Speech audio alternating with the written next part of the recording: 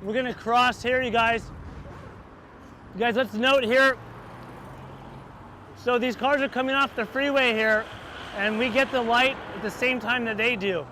The problem with that is when you enter the intersection as a pedestrian, cars sometimes will turn in front of you. So all of a sudden you're surrounded by cars cutting in front of you and cars behind you. The built environment is basically everything you see around you, from the street design to the buildings, to the trees, to things that humans play a role in shaping. And all of those things affect how we get around and affect our quality of life. Just like this. I mean, that's not so bad, but sometimes they get even closer.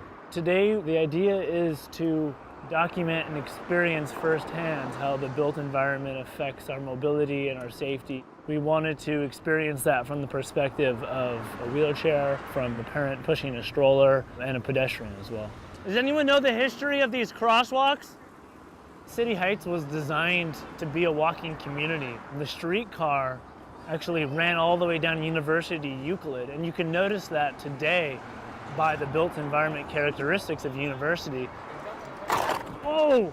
Unfortunately, after World War II, the philosophy that was dominant in the United States, and especially in Southern California, was an autocentric one. The idea was to move cars as quickly as possible and as fast as possible.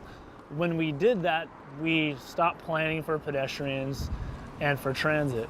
Because of the more narrow sidewalks that we've encountered, we've noticed that the grade at the driveways is a bit steeper. So that's affecting how the wheelchairs maneuver on the sidewalks. I was really surprised as we traveled from the 805 at University all the way down here, how the streets became progressively less hospitable to pedestrians and especially to the disabled.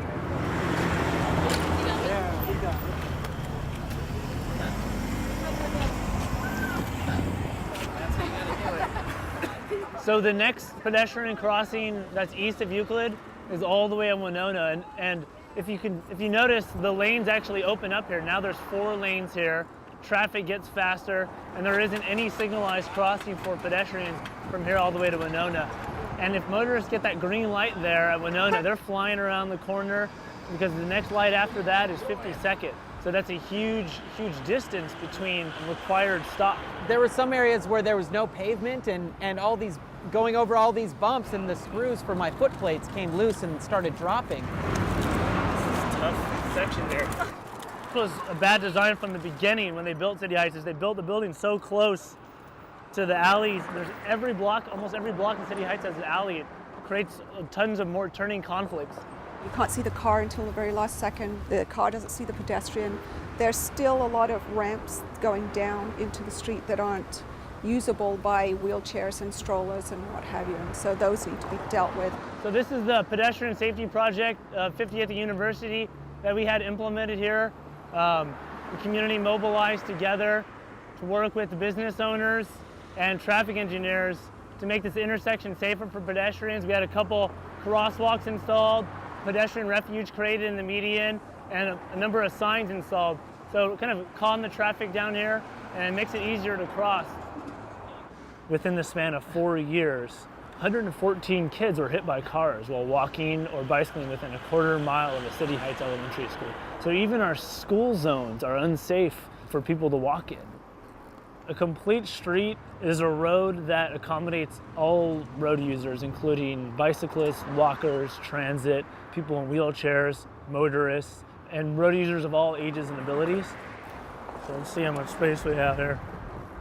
Yeah, because you're not supposed to ride on the curb, correct? So yeah, that's 34 inches right there. Yeah, no way that's the What the people of City Heights want is complete streets. And we know that they work in other neighborhoods, and we know where the funding is to do it. The next step is implementing it and putting those things into the ground.